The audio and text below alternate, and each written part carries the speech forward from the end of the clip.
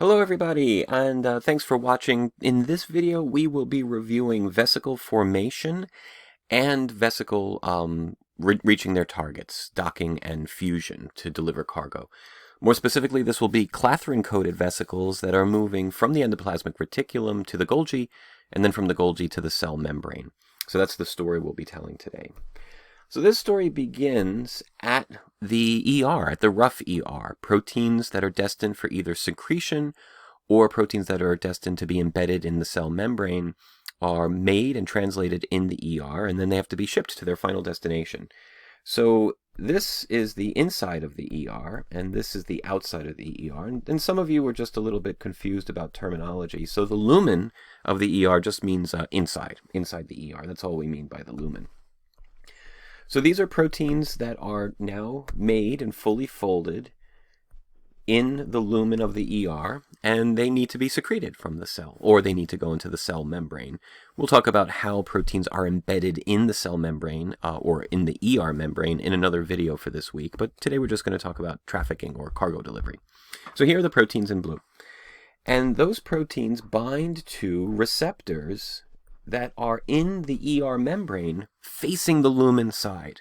And these are called cargo receptors because we refer to proteins that are destined for secretion as cargo. So the proteins bind to the cargo receptors inside the ER, in the ER lumen. Those cargo receptors are then gathered by proteins that interact with the tails or the bottom side of the receptors. Now I'll remind you that this gathering is happening outside on the surface of the ER. And these proteins are called adaptins. So adaptins cluster or gather cargo receptors that are bound to their cargo to get them all in one place on the ER membrane. It's almost like these cargo receptors that are loaded with cargo are corralled into one location so they can be packed into a vesicle together. Those adaptins are also doing a few other things. They're gathering some other things as well that'll become important later. One of the things that's also being gathered indirectly by adaptins are proteins called Rab proteins. And the other thing that's being gathered are snares. And since these are snare proteins that are going to be found on our vesicle, more specifically, they're V-snares. So to recap, adaptins are kind of bringing everything into one place that's needed to be in this vesicle. The cargo receptors, as well as the cargo that they're carrying, that's the most important thing, and these Rab proteins and these V-snares. The last thing that's being recruited also by adaptins is clathrin.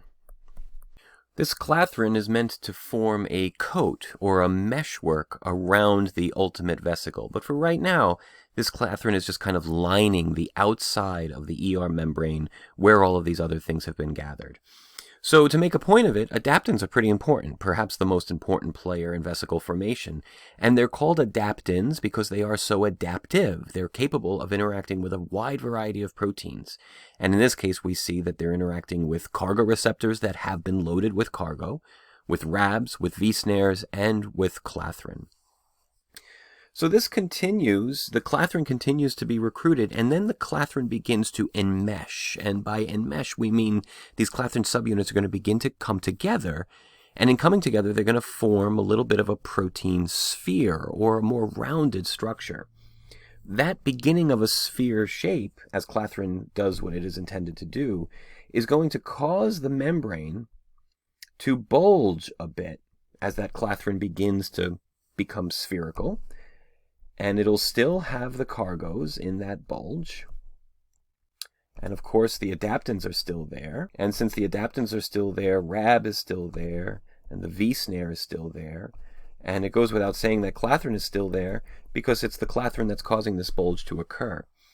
And this bulge has a specific name. This is a Clathrin-coated pit. Now, we'll just flip this arrow around, and we'll continue that clathrin constriction. As more and more clathrin joins, that pit becomes more formed, it becomes more spherical, until ultimately that pit is going to have this appearance. Now, once again, we still have our adaptants, and that's why we still have Clathrin being recruited, forming this very, very accentuated pit. The receptors are still there.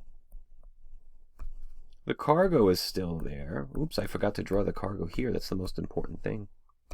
The rabs are still recruited, and the V-snares are still recruited. So now you can see we essentially have a vesicle made. This is a formed vesicle here, but it's still connected to the ER membrane. So the last protein player we need is a constricting protein. This is a protein that comes in around the bud neck. This is the bud neck, or the neck of the vesicle. And this protein pulls and cinches that, or severs the vesicle from the ER membrane. This protein is dynamin, and it is responsible for releasing the vesicle from the ER membrane. Well, it's responsible for releasing the vesicle from whatever membrane it's being formed at. And now we have a free and complete vesicle. This vesicle is now ready to be shipped. Now I should note that any time Clathrin is being used to create and cage a vesicle, it's going to be done in this way. The example I'm giving you here is at the ER membrane, but the same is true at the Golgi membrane, and the same is true at the cell membrane. Anytime that we have Clathrin-coated pits, we're using this mechanism. So now this vesicle is going to be trafficked or shipped to some next destination. Motor proteins such as kinesin and dynein, two proteins that we'll talk about next week, in fact, are going to grab onto this vesicle, and they're going to literally walk along microtubules, the way that we've talked about earlier in the semester, and bring these vesicles to where they need to go, bring them to their targets. So let's imagine that happened. Again, the details of that will become clearer as we go further on in the semester. But let's say that this is the target membrane. So this can be the Golgi, this could be the cell membrane. And the target membrane has some proteins in its membrane as well. It has T snares, where T stands for target, and it has tethering proteins. I'm just going to write tethering there. Now, as this vesicle gets closer and closer to the target membrane, some of the proteins here are going to interact. The first thing that's going to happen is called docking. And docking occurs when a tethering protein makes direct physical contact, right here, makes direct physical contact with a rab. And that is the docking step. Now the vesicle is docked. It can't float away. It is physically connected to the target. And again, that's between a tethering protein at the target membrane and the rabs that are part of the vesicle membrane. The second thing that's going to happen, I think I used brown, I apologize if I'm changing the colors, is that T snares and V snares are going to intertwine. So this is T snares and V snares interacting here on the left. And as those interact, as those T and V snares twist amongst each other, this vesicle is going to be winched or drawn into the membrane, to the target membrane. And as it is winched in, the physical force or pressure of that compaction is going to cause some of the Clathrin here to shed away. So we have bare membrane exposed here at the vesicle, and it's lined up for fusion here at the target.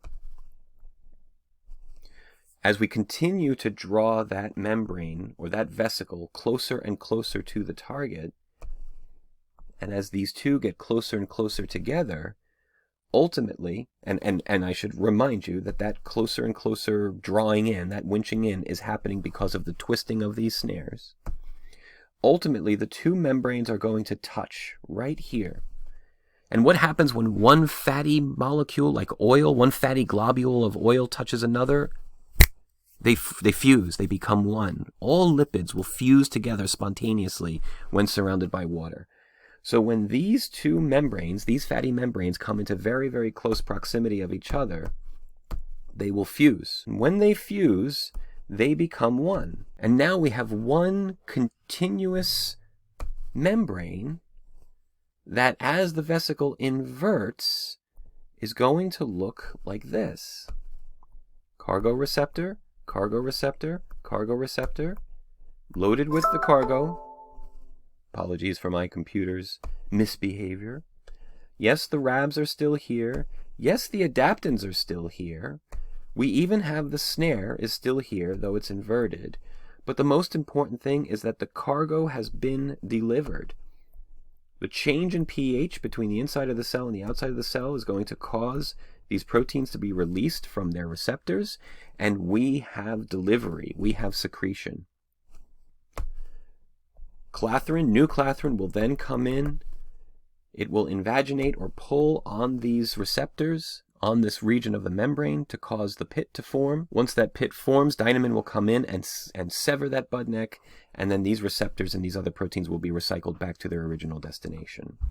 I'm going to embed a very, very short YouTube video right at the end of this video here to kind of show the fusion, the actual fusion, in a little bit more, not detail, but a little bit more smoothly than I can draw it here with my pretty poor drawing skills. So that'll make that a little bit more clear.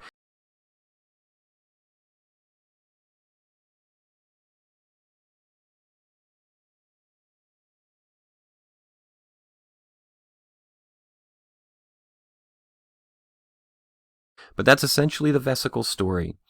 To say it verbally, you have cargo receptors sitting and waiting at the host membrane, waiting for proteins to interact with them. When proteins bind to the cargo receptors, that triggers adaptins to begin their gathering step. Adaptin proteins will gather cargo receptors by their tails and also begin to recruit RABs and V-snares to that same location. Clathrin will then join and begin interlocking, which causes a pit to form. That pit continues to become more and more spherical, looking more and more like a vesicle, until the only thing connecting it to the host membrane is that bud neck. Dynamin will then come in and, like a boa constrictor, wrap around the bud neck and cinch it shut, pull it shut, until the vesicle is completely severed from the host's origin, from the origin membrane. Then it's walked along and trafficked along microtubules. We'll talk about that much more next week, until ultimately it reaches its target destination. At that target membrane, there are T-snares for target and tethering proteins. First, tethering proteins will interact with RABs physically, grabbing onto and docking that vesicle so it can't float off elsewhere.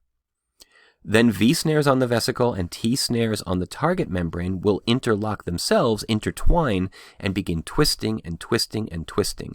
And as they twist, their lengths will shorten. And as their lengths shorten, the vesicle is brought closer and closer to the target membrane. The vesicle is brought so close to the target membrane that it begins to shed its Clathrin coat. And then ultimately, the membrane of the vesicle and the membrane of the target will touch each other and spontaneously fuse, becoming one, and at that point the cargo has been delivered. The process essentially reverses itself to get the cargo receptors, the RABs, and the tethering proteins back to the original membrane, but that's delivery, that's vesicle delivery. The proteins have been secreted from the cell. If that vesicle was on its way to the cell membrane, those proteins have been delivered to the Golgi. If this was the transmission of proteins from the ER to the Golgi, the cargo has been delivered.